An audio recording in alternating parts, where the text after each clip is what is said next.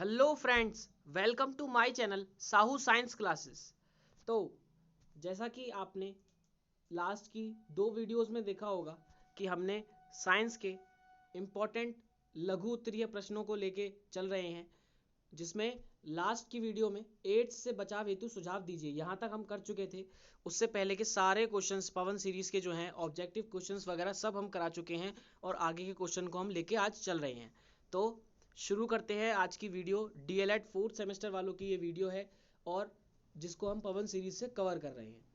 Science की ये video है और सबसे पहला क्वेश्चन है हमारा, राष्ट्रीय एड्स नियंत्रण कार्यक्रम का विवेचनात्मक वर्णन कीजिए। जी हाँ, राष्ट्रीय एड्स नियंत्रण कार्यक्रम, इसके बारे में आपसे पूछा जाता है। तो देखो, देश में एचआईवी संक्रमण की गंभीरता को देखते हुए, किसकी? एचआईवी की संक्रमण की गंभीरता को देखते हुए भारत सरकार ने सन 1987 ईस्वी में, कब? 1987 ईस्वी में राष्ट्रीय नियंत्रण कार्यक्रम प्रारंभ किया। राष्ट्रीय एड्स नियंत्रण कार्यक्रम बेसिकली प्रारंभ किया, जिसे नेशनल एड्स कंट्रोल प्रोग्राम बोलते हैं इंग्लिश में। स्वास्थ्य एवं परिवार कल्याण मंत्रालय ने इस कार्यक्रम को क्रियान्वित करने के लिए, मतलब पूर्ण रूपेण करने के लिए, एक अलग स्कंद के रूप में राष्ट्रीय एड्स नियंत्रण संगठन की स्थापना की। तो इसको एक अलग से बढ़ावा देने के लिए एड्स के चीज़ों को, तो उसमें उन्होंने क्या करा, स्वास्थ्य एवं परिवार कल्याण मंत्रालय वालों ने इसे राष्ट्रीय एड्स नियंत्रण संगठन की स्थापना की। उसे नाम दिया राष्ट्रीय एड्स नियंत्रण संगठन। इस परियोजना का समग्र उद्देश्य, जो पूरा उद्देश्य था वो क्या था? देश में एचआईवी संक्रमण को न्यूनतम करना, इसकी दर सबसे कम करना, एड्स के कारण हुई रुग्णता दर, यानी कि जो भी मृत्यु दर हो रही है, एवं मृत्यु दर में कमी लाना, तथा उपरोक्त उद्देश्यों की पूर्ति हेतु एचआईवी एड्स संक्रमण के प्रसार को रोकना। तो इस कार्यक्रम की प्रमुख गतिविधियां निम्न हैं। सबसे पहली, प्रबंध क्षमताओं को सुदृढ़ करना। जी हाँ, जो भी प्रबंध क्षमताएं हैं उनको सुदृढ़ करना, पक्का करना, ठोस करना। सूचना शिक्षा एवं प्रसार व्यवस्था सही करना। यौन संचारित रोगों का नियंत्रण करना। अब आता है फोर्थ, रक्त सुरक्षा। इसमें सम्मिलित है क्या क्या? रक्तादान। रक्तादान के बारे में हमने ऊपर लास्ट की वीडियो में पढ़ा था अच्छे से, और सबसे ज्यादा पूछा जाता है रक्तादान। तो रक्तादान से पूर्व रक्त की प्रत्येक यूनिट में एचआईवी की जांच अनिवार्य करना। 515 रक्त बैंकों का आधुनिकीकरण करना। आपको अगर रक्तदान के बारे में नहीं पता है तो लास्ट वीडियो में आप देख सकते हैं रक्तदान क्या होता है, किस तरीके से एक मनुष्य से दूसरे, एक मनुष्य जब के ऊपर जब खून वून चढ़ाया जाता है तो क्या क्या सावधानियां होती हैं, सब रक्तदान के अंदर आ जाएगा। तो आपने अगर नहीं देखी है तो वो आप वीडियो में देख सकते हैं, लास्ट वाली। 515 रक्त बैंकों का आधुनिकीकरण। राष्ट्रीय रक्तदान परिषद की स्थापना। देश में 154 आंचलिक रक्त परीक्षणों केंद्रों की स्थापना। KHIV संदर्भ केंद्रों की स्थापना। और पांचवा है निगरानी। उसके बाद आता है हेपेटाइटिस बी। ये देखो बहुत इंपॉर्टेंट क्वेश्चन है और इसको ध्यान से समझिएगा, इसको ध्यान से पढ़ के जाइएगा कभी भी एग्जाम में आप जाएं। तो हेपेटाइटिस बी से संबंधित जानकारी प्रस्तुत कीजिए, इसके रोकथाम तथा उपचारों का वर्णन कीजिए। सबसे पहली बात आपको क्या दिखाना है? हेपेटाइटिस बी से संबंधित जानकारी बतानी है और इसके रोकथाम, इसको कैसे रोका जाए और इसके उपचार क्या है उसके भी हम वर्णन करना है। तो देखो क्या है यह रोग सामान्यतः यौन संपर्क, मतलब सेक्सुअल कंडीशंस में, रुधिर संचरण में, जब रुधिर संचरित होता है, ब्लड, रोगी व्यक्ति को लगाई गई सुई के अन्य व्यक्ति पर प्रयोग से फैलता है। इन्फेक्शन वाली सुई लगा दी कभी, अथवा उत्पन्न संतान में माता से आता है, जो बेबी नया पैदा होता है उसमें माता से आ जाता है। यह एक संक्रमित रोग है। क्या? Hepatitis B.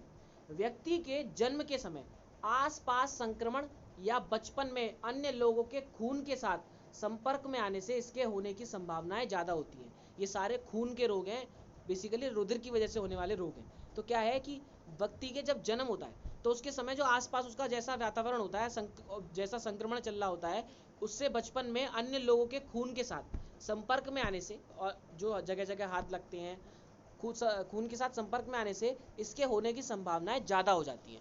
यह रोग 5 साल की उम्र के बच्चों से अधिक उम्र के लोगों में मात्र 10% होता है और तथा 5 साल से कम उम्र के बच्चों में 90% तक पाया जाता है। तो इसका मतलब ये है मेन कि 5 वर्ष से कम बच्चों के जो 5 वर्ष से कम के जो बच्चे हैं उनमें ज़्यादातर ये 90% हो जाता है, ये बीमारी हेपेटाइटिस बी हो जाती है, जिसके लिए टीकाकरण वगैरह पोलियो वगैरह लगते हैं। हेपेटाइटिस का वायरस 5 प्रकार का होता है, ये भी 5 प्रकार का होता है, A B C C D E, ठीक है, यह उनमें से एक है। इसके बाद है इस रोग को सावधानी, चरित्र एवं टीकाकरण यानी कि वैक्सीनेशन से ही रोका जा सकता है। रोकथाम, प्रॉपर रोकथाम क्या है? क्लोरीनीकृत या ओजोन उपचारित जल, जिसमें क्लोरीन पड़ा हो जल में या ओजोन उपचारित जल हो का प्रयोग करना चाहिए। रोगी के वस्त्र, बिछौने तथा बर्तन, रोगी के क्या? वस्त्र, बिछौने जो बिछाते हैं नीचे, तथा बर्तन आदि को समय समय पर निसंक्रमित करते रहना चाहिए, मतलब उन्हें साफ करना, धोना, ये सब करते रहना चाहिए।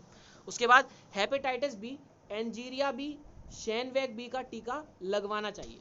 इसके लिए एंजीरिया बी और शैनवेग बी का टीका लगवाना चाहिए। अब इसका उपचार, ये तो रोकथाम हो गई ऊपर, अब इसका प्रॉपर उपचार क्या है? उपचारक की सलाह पर इंटरफेरोन इंजेक्शन से रोग का नियंत्रण संभव है।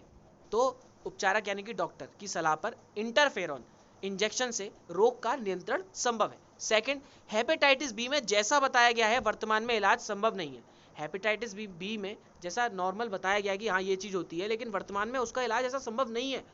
रोगी को पर्याप्त विश्राम करना चाहिए, आराम की कंडीशन रहनी चाहिए, अपनी केयर करती रहनी चाहिए।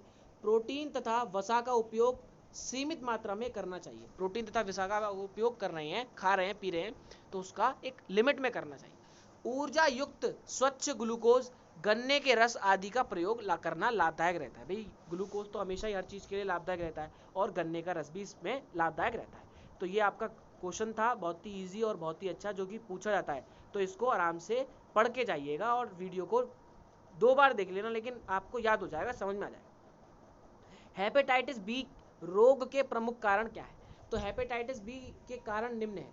सबसे पहला है खून चढ़ना, फिर खून चढ़ना के बाद है दूषित सुइयां, है ना। सबसे पहले खून चढ़ रहा है भाई, उसमें कोई प्रॉब्लम आ गई।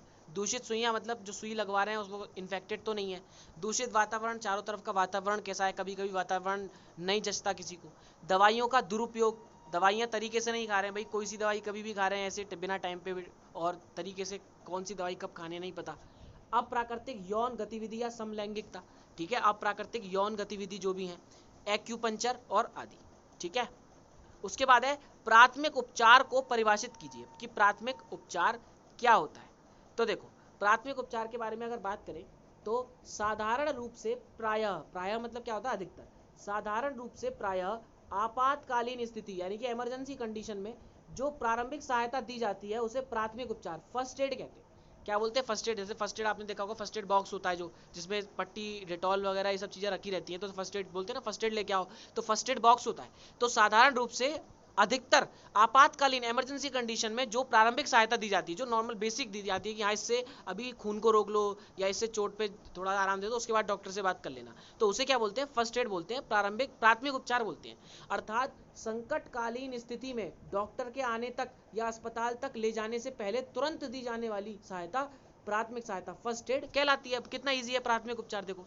उसके बाद है प्राथमिक उपचार की परिभाषा बताइए तथा प्राथमिक चिकित्सा के प्रमुख सिद्धांतों का वर्णन कीजिए। तो देखो, प्राथमिक उपचार की परिभाषा, डेफिनेशन ऑफ फर्स्ट एड क्या है?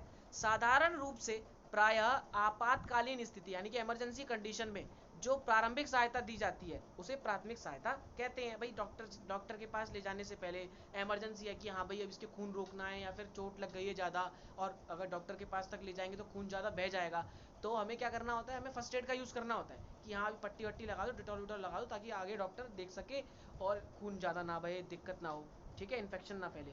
तो साधारण रूप से अधिकतर जो आपातकालीन इमरजेंसी कंडीशन में जो स्टार्टिंग बेसिक सहायता दी जाती है, प्रारंभिक सहायता दी जाती है, उसे प्राथमिक सहायता फर्स्ट एड कहते हैं।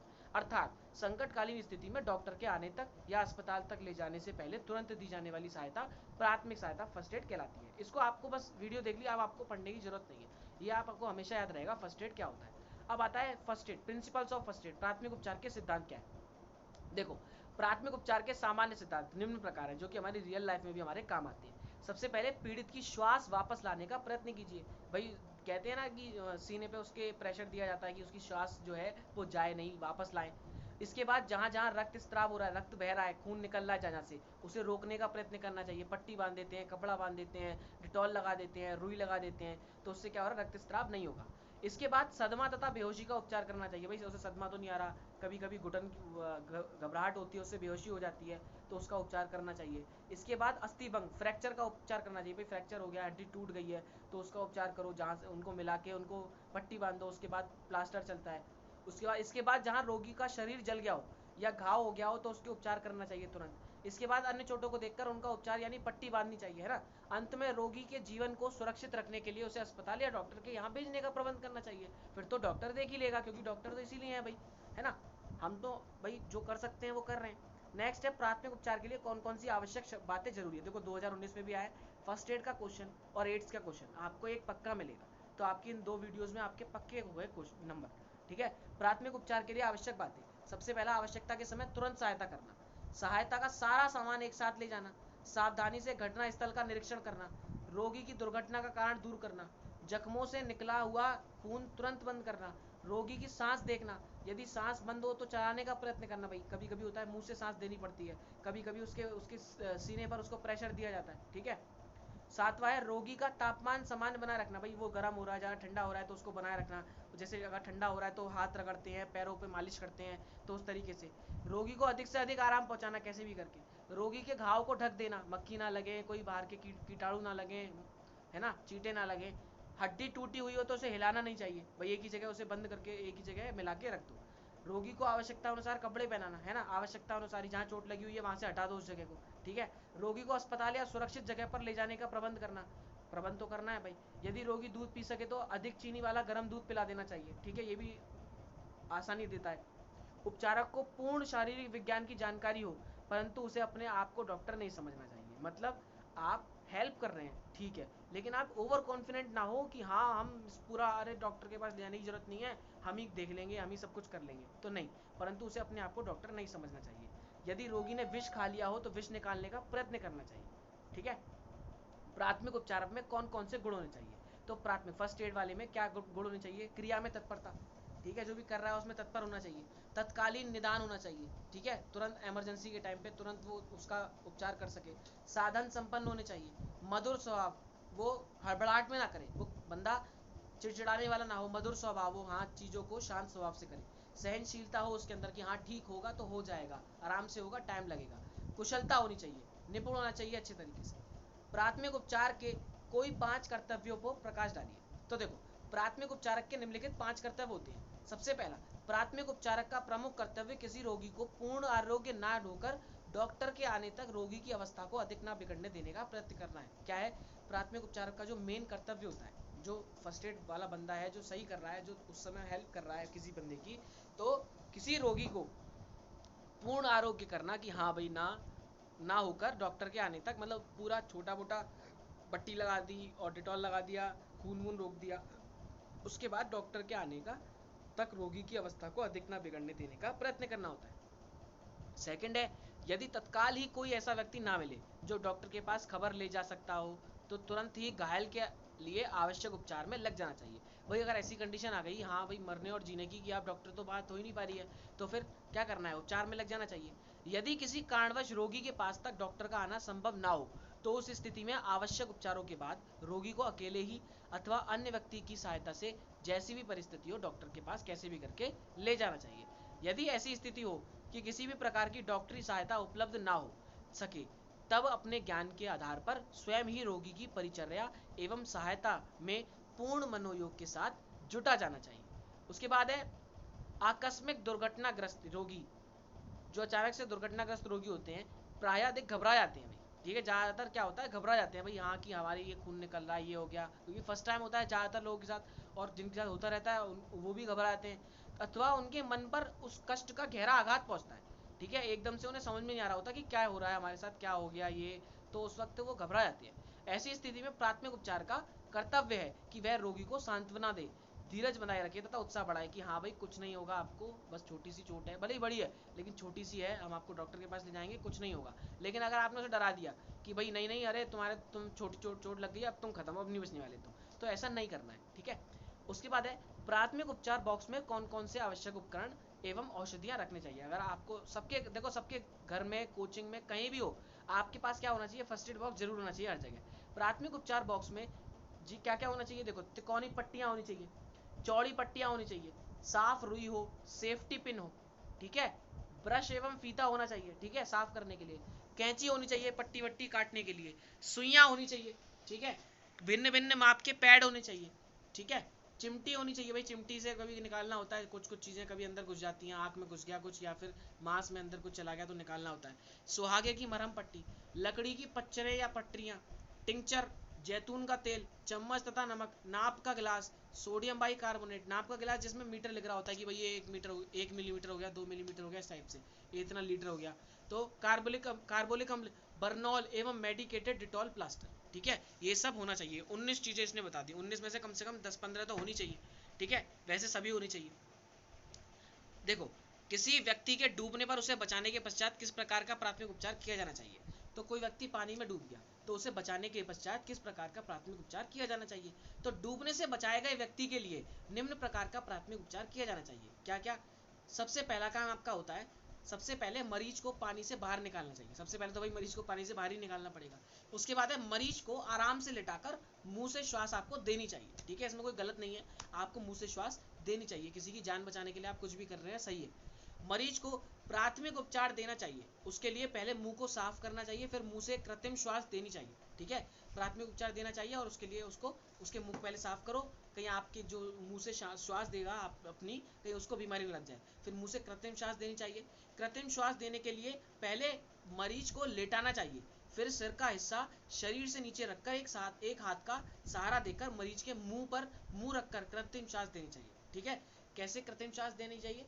सबसे पहले मरीज को लेटा दो, फिर सिर का हिस्सा शरीर से नीचे रखकर एक हाथ का सहारा देकर मरीज के मुंह पर मुंह रखकर कृत्रिम श्वास देनी चाहिए। उसके बाद है, इसके बाद मरीज को लेटाकर सिर एक तरफ करके तथा बाहें शरीर के दोनों तरफ फैलानी चाहिए तथा इसे पोजीशन में मरीज को लेटाना चाहिए, ठीक है। आज की वीडियो का लास्ट क्वेश्चन ये है, अस्थि भंग होने पर क्या प्राथमिक उपचार करना चाहिए। तो अस्थि भंग की स्थिति में निम्न उपचार करना चाहिए। सबसे पहला, किसी संभावित हड्डी काट की टूट का बड़ी सावधानी व कोमलता के साथ उपचार करना चाहिए ताकि चोट के और भी बढ़ जाने की संभावना ना हो। हड्डी की टूट का उपचार उसी स्थान पर तुरंत करना चाहिए जहां पर घटना घटित हुई है। जिस व्यक्ति की अस्थि भंग हो उसे उस समय तक हिलने डुलने नहीं दिया जाना चाहिए जब तक कि टूटने वाले भाग को पूरी तरह सहायता देकर स्थिर ना कर दिया जाए। यदि अस्थि भंग के साथ ही रुधिर स्त्राव भी हो तो पहले उसका ही उपचार करना चाहिए। टूटी हड्डी को यथास्थान जोड़ने के लिए स्प्लिंट्स और पट्टियों बैंडेजेस का प्रयोग करना चाहिए ताकि टूटी हड्डी हिल डुल ना सके। पटरी पर कड़ी बांधनी चाहिए और रीफ गांठ लगानी चाहिए। दुर्घटना से पहुंचे सदमे को कम करने के लिए घायल को सहानुभूति दें, सांत्वना दें, चाहे वो विश्राम कराना चाहिए। तो आज की वीडियो में आपने इतने अच्छे अच्छे क्वेश्चंस पढ़े हैं और इनमें से आपके पक्का ही क्वेश्चंस फंसेंगे डीएलएड 4th सेमेस्टर वालों के लिए। अगर आपको वीडियो अच्छी लगी हो तो प्लीज़ वीडियो को लाइक कीजिए और चैनल पर नए हैं तो प्लीज़ यार चैनल को सब्सक्राइब कीजिए और फ्रेंड्स के साथ ज़्यादा से ज़्यादा शेयर कीजिए। और अगर आपने मैथ्स की, एसएसटी की, साइंस की, शिक्षा शांति की वीडियोस नहीं देखी हैं तो आप हमारे चैनल पे जाके देख सकते हैं, हम सबकी बना चुके हैं। तो मिलते हैं बहुत जल्द नेक्स्ट वीडियो में। Good bye guys.